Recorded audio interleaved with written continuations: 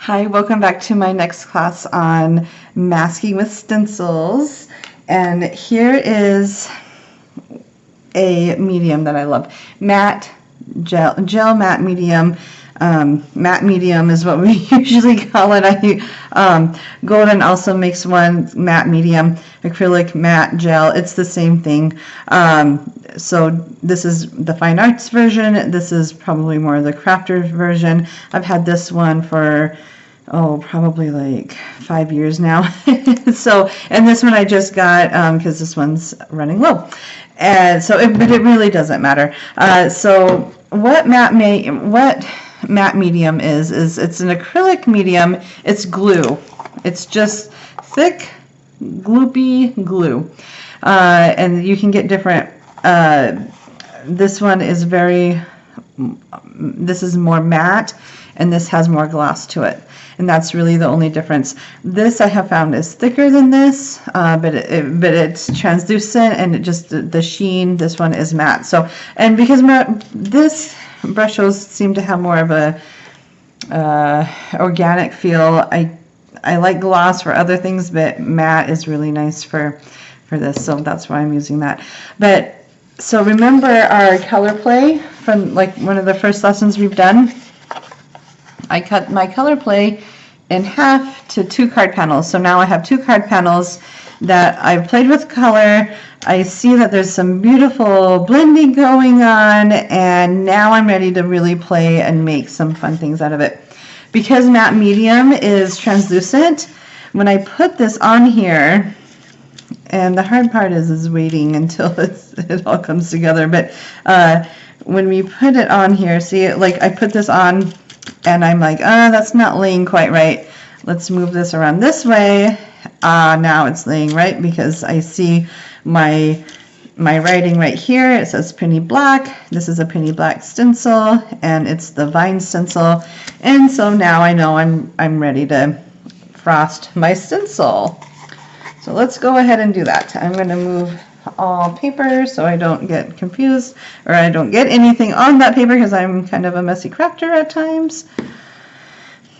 And now I'm going to start. Now matte medium is a little bit thinner than gesso, so you have to be a little more temperamental with it and just kind of go slow, and you don't want to move it.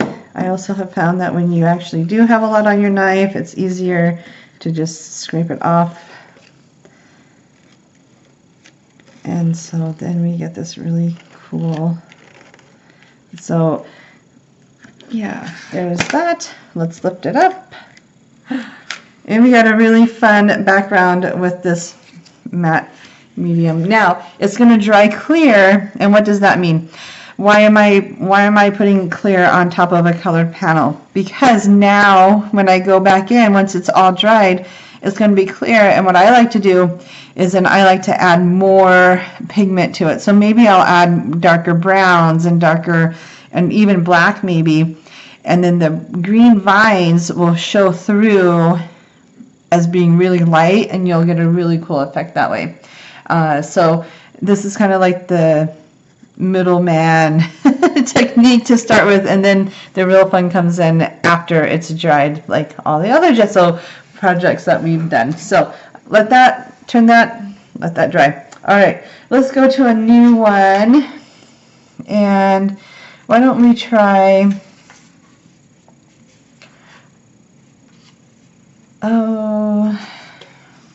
I'll go with a blank sheet and show you kind of what I like to do.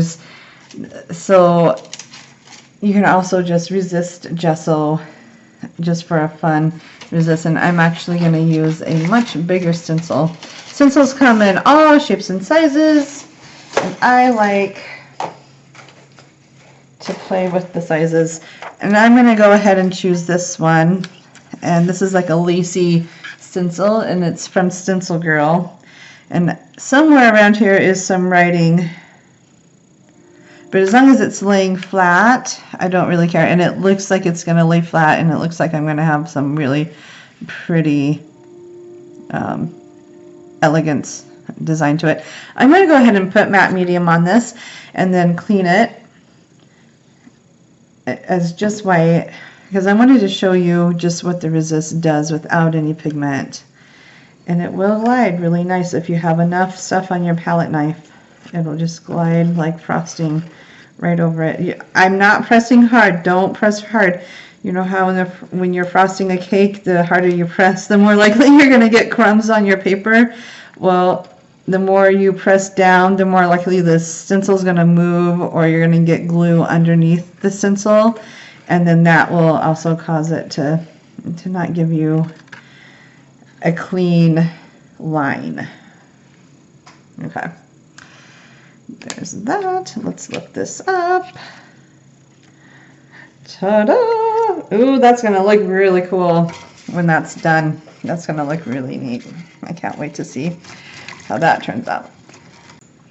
So from our color play exercise, because this is such a beautiful card panel that I just cut, you know, in half for a card panel, I thought this stencil, this wildflower stencil, would look really, really pretty like this with matte medium, and then I'm going to put glitter all over it. It's going to look awesome, you guys. So let's get started. So again, nothing new, nothing different. I'm going to start at the top and just kind of work my way down. It's just like frosting a cake. So, and it's just a card panel, so if you make a mistake, you can always just throw it away and start over again. That's why we do color exercises, so it's not intense or it doesn't feel intimidating. I am going to put the lid back on because I think I'm done with my gel medium for now. You might do one more glitter card because they're just so much fun. Okay, so you can see that the gel medium got onto the card just fine, right? Now this isn't technically a masking technique, but it is super fun. Okay, so with this glitter technique, you also need like paper underneath it, so you don't get glitter everywhere.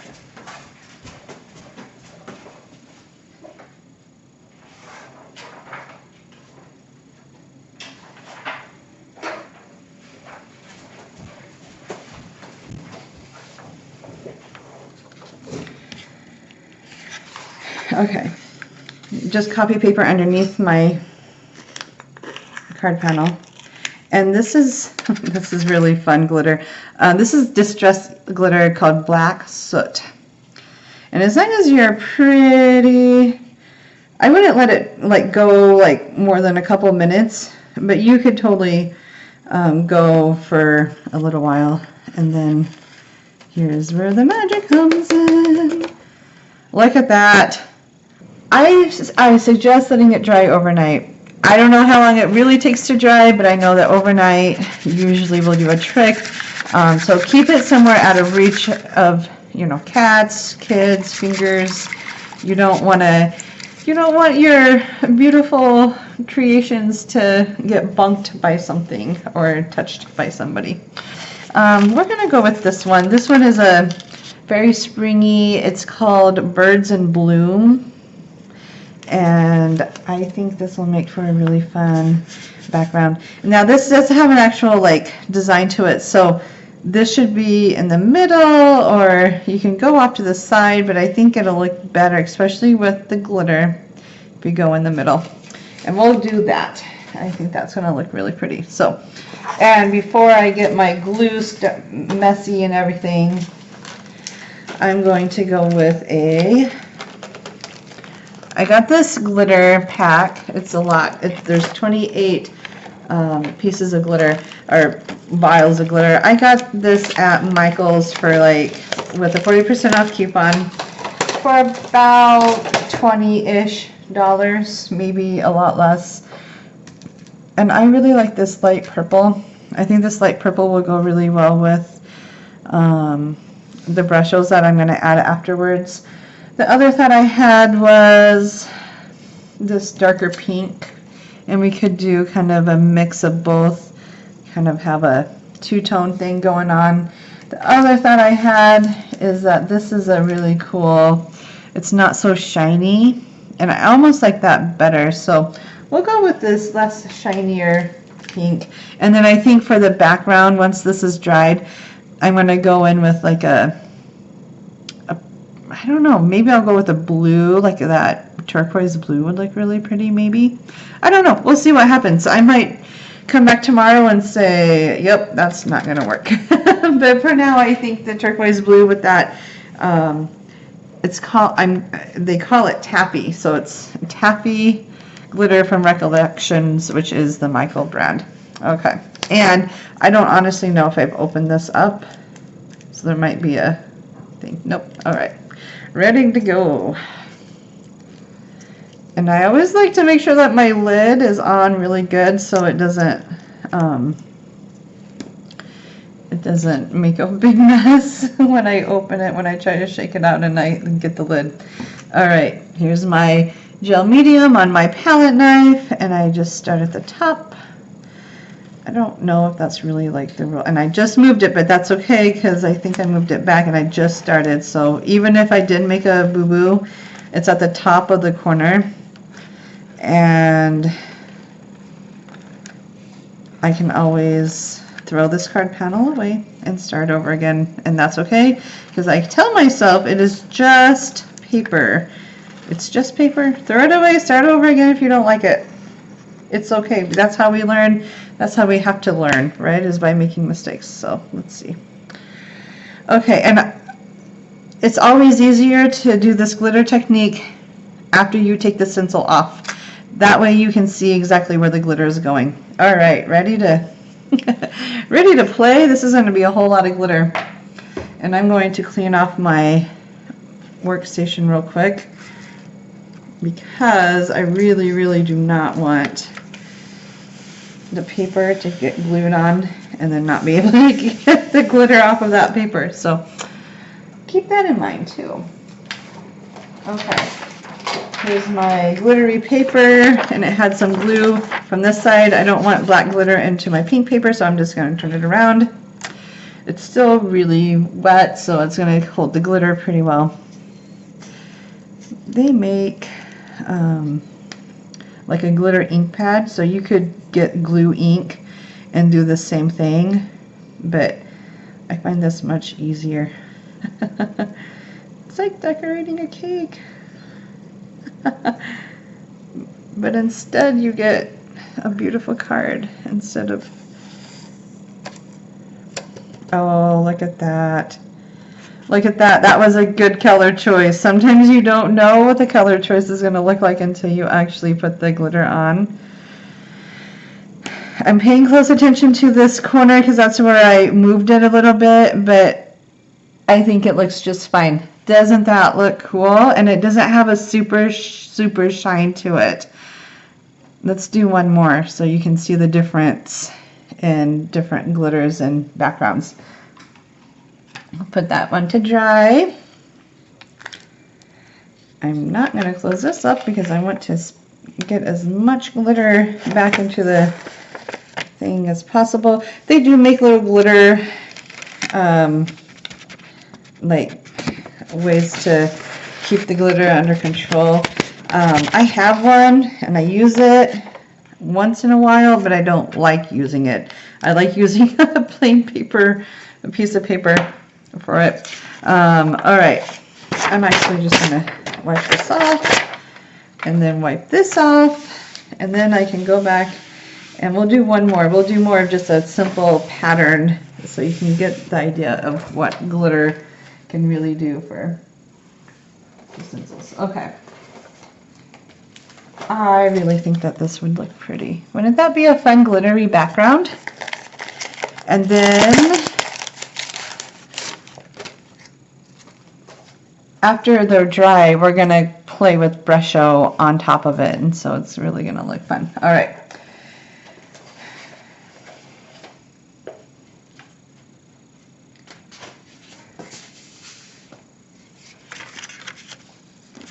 And sometimes glitter gets everywhere, so I don't really want glitter to be anywhere but on my paper. And I'm going to brush that off again.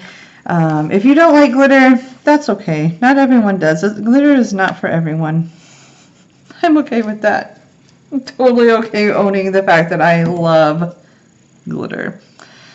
Now this one is kind of a fun stencil. They have lines, so I really want to try and focus the lines. I want the lines to meet up well with my card. I don't want it to be like, I want it to be perpendicular, parallel, and I think that looks good.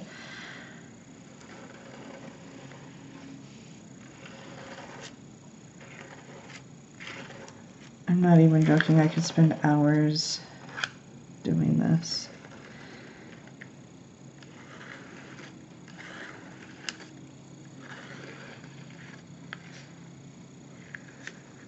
All right, I think that looks good.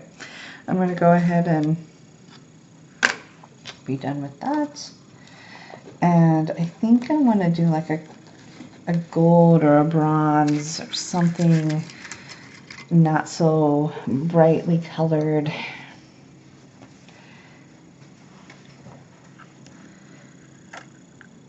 There is the stencil design. You can kind of see the gel medium. Right, there's the stencil design. And I'm going to go ahead and just get this cleaned up again.